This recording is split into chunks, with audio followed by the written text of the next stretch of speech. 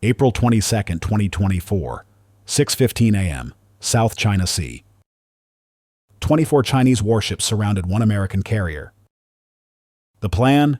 Force the U.S. Navy to back down, show the world who controls these waters. The result? Beijing learned a lesson they'll never forget. Navy warfare has the full story. The setup. It started 3 days earlier. USS Ronald Reagan Carrier Strike Group received orders. Freedom of navigation operation. South China Sea, near the Spratly Islands. Disputed territory China claims as theirs. International law says otherwise. The carrier group consisted of 7 vessels. USS Ronald Reagan, the flagship. Nimitz-class supercarrier, 100,000 tons. Nuclear-powered, carrying 60-plus aircraft. 2 Arleigh Burke-class destroyers, USS Fitzgerald and USS Howard. 1 Ticonderoga-class cruiser, USS Chancellorsville. 2 support ships, 1 submarine below the surface. Destination? Waters 12. Nautical miles from Mischief Reef, an artificial island China built on a submerged reef. They poured concrete, installed military facilities, claimed sovereignty. The United States doesn't recognize that claim, never will. This wasn't aggression, this was principle. International waters stay international. China didn't see it that way. The response.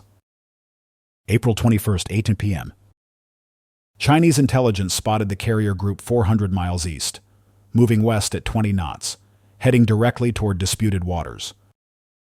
Beijing made a decision, stop them, whatever it takes. The People's Liberation Army Navy mobilized, fast. Within 6 hours, 24 Chinese warships departed from bases at Hainan Island and the Paracel Islands. Type 055 destroyers, Type 052D destroyers, Type 054A frigates, even a Type 075 amphibious assault ship. This was the largest Chinese naval deployment in years. Their strategy? Create a wall of ships, force the Americans to turn around or risk collision, make the U.S. Navy blink first. Navy warfare knows what happened next, shocked Chinese commanders.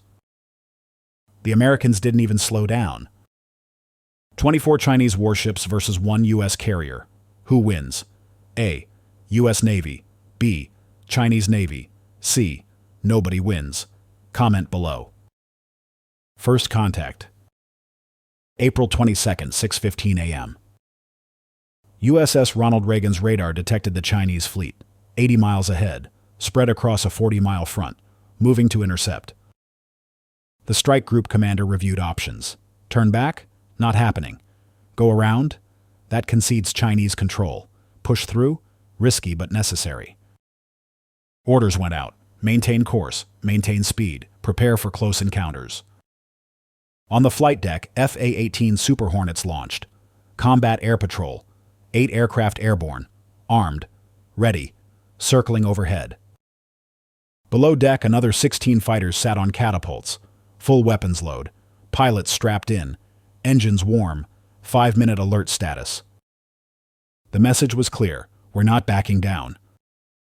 6:45 a.m. Visual contact. Chinese destroyers appeared on the horizon, gray hulls, multiple vessels, spread in a loose formation.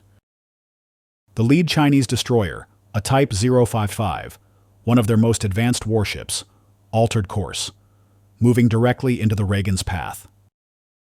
Classic blocking maneuver. The Reagan adjusted, minor course change, enough to avoid collision, not enough to suggest retreat. The Chinese destroyer matched the maneuver, staying in the way. Distance, 8 miles, closing fast. Navy warfare sources confirmed tension on both bridges was extreme. The dance. 7:10 a.m. The Chinese fleet tried to box in the carrier group, destroyers moving to surround the Americans, converging from 3 sides. The U.S. Navy response? Textbook tactical maneuvering. USS Fitzgerald and USS Howard split off, flanking positions, creating space, breaking up the Chinese formation. USS Chancellorsville positioned itself between the carrier and the nearest Chinese destroyers. Shield formation. The cruiser's Aegis combat system locked onto every Chinese vessel. Fire control radars active. Not threatening, warning. The Chinese destroyers tried to close the gap, moving within 1,000 yards of American ships. That's when things got dangerous. International maritime law requires safe passing distances, typically 500 to 1,000 yards minimum between warships. Anything closer risks collision. The Chinese were pushing those limits deliberately. Intimidation tactic. But here's what Beijing didn't calculate. U.S. Navy crews trained for this exact scenario. High-stress ship handling, split-second decisions, collision avoidance at close quarters. The Chinese, less experienced in actual confrontations. 7:35 a.m. A Chinese Type 052D destroyer approached USS Howard from the port side. Distance, 600 yards, closing rapidly. USS Howard's commander didn't flinch, maintained course and speed, steady as steel. The Chinese destroyer kept coming. 500 yards, 400 yards, 300 yards. At 250 yards, the Chinese captain blinked. He turned away sharply, too sharply. His ship heeled over in the turn, wake churning. USS Howard sailed past, calm, controlled, professional. One Chinese ship embarrassed, 23 to go. Wait for what the fighter pilots saw next. Shocking. The air game. While ships played chicken on the surface, the real battle happened in the sky. Chinese J-15 fighters launched from the carrier Shandong, positioned 100 miles northeast. 12 jets airborne, armed with air-to-air missiles, moving toward the American Combat Air Patrol. Standard posturing, happen all the time in contested airspace. But this time felt different. The J-15s approached aggressively, high speed, low altitude, trying to penetrate the cap perimeter. U.S. Navy FA-18 pilots responded. Intercept vectors. 6 Super Hornets moved to engage. 8:02 a.m. First intercept. An American FA-18 pulled alongside a Chinese J-15. Wingtip to wingtip. 50 feet separation. The American pilot waved. Casual, confident. The Chinese pilot didn't respond. He banked away. Hard turn. Disengaging. His wingman tried next. He accelerated toward the American formation. Aggressive run. 2 FA-18s split off. Bracketing maneuver. One high, one low. The Chinese pilot suddenly found himself caught between 2 American fighters. He was outmatched. He knew it. He turned away. Navy warfare sources indicate the American pilots never deviated from professional conduct. No risky maneuvers, no provocations, just superior skill and positioning. Over the next 40 minutes, every Chinese fighter that approached got intercepted, shadowed, outmaneuvered. The Chinese pilots stopped trying to push through. They circled at a distance, watching. The Americans owned the airspace. The breakthrough. 8:50 a.m. USS Ronald Reagan reached the edge of the Chinese formation. The wall of warships was breaking apart. Some vessels couldn't maintain position. Others were getting in each other's way. Coordination was failing. The carrier group saw the opening. They took it. USS Fitzgerald accelerated through a gap between 2 Chinese frigates. USS Howard followed. Then USS Chancellorsville. Then the carrier itself. The 100,000-ton supercarrier sailed directly through the Chinese formation. The Chinese ships scrambled to reposition. Too late. The Americans were through. By 9:15 a.m., USS Ronald Reagan was in the disputed waters, exactly where international law said she had every right to be. The Chinese fleet was behind her, scattered, disorganized. Beijing's plan had failed completely. The statement. The carrier group didn't just pass through and leave. That would have been enough to prove the point. But the commander decided to make an even stronger statement. USS Ronald Reagan slowed to 5 knots, then stopped, dead in the water, right in the middle of the disputed zone. For 4 hours, the carrier sat there. Flight operations continued. FA-18s launched and recovered. Helicopters conducted training exercises. Business as usual. in waters China claimed to control. The Chinese warships maintained distance. Some circled at 10 miles. Others returned to base. None approached closely again. At 1:30 p.m., the carrier group resumed course, heading east. Mission accomplished. Justified operation or dangerous provocation? Comment J or D. The Chinese perspective. Beijing's response came quickly. State media reported the encounter as a routine monitoring operation. They claimed Chinese forces warned away the American vessels. That's not what happened. Military analysts who reviewed the operation paint a different picture. The Chinese deployment was massive. 24 ships represented a significant portion of their South China Sea fleet. The mobilization cost millions. The political commitment was enormous. And they achieved nothing. The U.S. Navy sailed exactly where they planned, did exactly what they intended, left on their own schedule. Chinese social media showed a different reaction.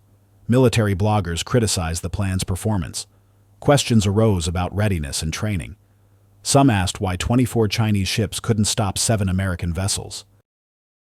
The answer? They couldn't. Not without starting a shooting war. And Beijing wasn't ready for that. Navy warfare sources indicate Chinese naval leadership conducted immediate after-action reviews, trying to understand what went wrong. What went wrong was simple. They faced the U.S. Navy. The technology gap? Let's talk about why this wasn't even close. USS Ronald Reagan carries more firepower than most entire navies. Her air wing alone includes 60-plus aircraft. FA-18E F Super Hornets, EA-18G Growlers for electronic warfare, E-2D Hawkeyes for airborne early warning, MH-60 helicopters. That air wing can detect threats 400-plus miles away, can engage targets at 100-plus miles, can conduct offensive operations across hundreds of thousands of square miles. The Chinese fleet had ships, good ships, modern ships, but no carrier air wing in this engagement. The Shandong was 100 miles away and her J-15s proved ineffective. Then there's the Aegis Combat System. USS Chancellorsville's SPY-1 radar can track hundreds of contacts simultaneously, process threats in real time, coordinate defensive fires across the entire strike group. The Chinese ships have capable radars, but nothing matching Aegis integration and processing power. Underwater? The U.S. submarine in the group remained undetected throughout the entire operation. Chinese anti-submarine warfare is improving, but they never even knew it was there. The technological advantage is overwhelming, and it showed. The strategic message. This operation wasn't really about navigation rights, not entirely. It was about sending messages, multiple messages, to multiple audiences. Message to China. You cannot control international waters. Your artificial islands don't grant sovereignty. Your intimidation tactics don't work. The United States will go wherever international law permits. Always. Message to allies: Japan, Philippines, Taiwan, South Korea, Australia. The U.S. Navy has your back. When China tries to bully you, we will be there. Count on it. Message to the world. Freedom of navigation matters. Open seas matter. International law matters. The U.S. Navy will defend these principles. Anywhere. Anytime. The South China Sea sees $5 trillion in trade annually. 1/3 of global shipping passes through these waters. If China controlled them, they could threaten the entire global economy. The U.S. Navy prevents that scenario. This operation reminded everyone why American naval power matters. The regional impact. Within 48 hours, the Philippine Navy conducted its own freedom of navigation operation near Scarborough Shoal, another disputed area. 2 days later, a Japanese destroyer transited the Taiwan Strait, first time in years. The following week, Australian frigates joined U.S. Navy exercises in the region, show of solidarity. China's aggressive move backfired. Instead of scaring away the U.S. Navy, it energized the entire regional alliance network. Navy warfare sources confirm coordination between allied navies has increased significantly since this incident. Beijing tried to show strength. They showed weakness instead. The crew's excellence. Let's recognize the professionals who executed this operation. The destroyer captains who maneuvered their ships within yards of Chinese vessels without incident. The fighter pilots who maintained air superiority without firing a shot. The carrier crew who continued normal operations under intense pressure. The strike group commander who made the call to stop dead in disputed waters. That took nerve. That took confidence in his ships and his people. Every sailor involved performed flawlessly. 0 accidents, 0 casualties, 0 mistakes. Against a 24-ship fleet trying to force them away. That's training. That's discipline. That's the United States Navy. The broader context. This operation fits into a larger strategic picture. China has been militarizing the South China Sea for a decade, building islands, installing weapons, claiming vast areas as territorial waters. The U.S. response has been consistent: freedom of navigation operations, regular transits, maintaining international norms. This particular operation was larger than most. The Chinese response was more aggressive than usual, but the principle remains the same. International waters are international. Period. China understands military power. They respect strength. This operation demonstrated strength at every level: naval power, air power, tactical skill, strategic resolve. Beijing will remember this. Next time they consider blocking an American carrier, they'll think twice. The future of the region. The South China Sea will remain contested. China isn't backing down from their claims. The U.S. isn't abandoning freedom of navigation. More confrontations will happen, maybe bigger ones. But this operation set the standard. It showed what happens when China tries to bully American forces. It showed what U.S. Navy capability looks like in action. Military analysts predict China will adjust tactics, maybe less aggressive intercepts, maybe more submarine operations, maybe increased focus on long-range anti-ship missiles to avoid close encounters. But they won't stop trying to control these waters. It's too important to them strategically. Which means the U.S. Navy will be back, again and again, as many times as necessary. Navy warfare will be there to cover it. Drop your prediction. Will China try this again, or did they learn their lesson? Navy warfare wants to know. The bottom line. April 22, 2024. The day 24 Chinese warships couldn't stop one American carrier strike group. The day Beijing's intimidation strategy failed spectacularly. The day the U.S. Navy proved once again why they're the most powerful maritime force in history. This operation demonstrated everything that makes American naval power dominant: technology, training, tactics, resolve. China deployed their fleet, made their threats, tried their blocking maneuvers. The U.S. Navy sailed right through them. No shots fired, no accidents, no backing down. Just professional, overwhelming superiority. The South China Sea remains international waters. The Spratly Islands don't grant China territorial control, and the United States Navy will enforce those principles whenever necessary. This is what 11 carrier strike groups look like when you only need one of them. This is what $230 billion in annual Navy budget produces. This is what decades of maritime dominance creates. An unstoppable force. The Chinese learned that lesson the hard way. 24 ships, dozens of aircraft, hundreds of millions in operational costs. All of it ineffective against 7 American vessels and superior seamanship. Subscribe to Navy Warfare, where real military operations get real coverage, where we break down the confrontations that shape global power, where we show you why American naval superiority isn't just a phrase, it's a fact. The next time China tries to block a U.S. carrier, remember this operation. Remember what happened when they tried. Remember who won. The United States Navy. Every single time,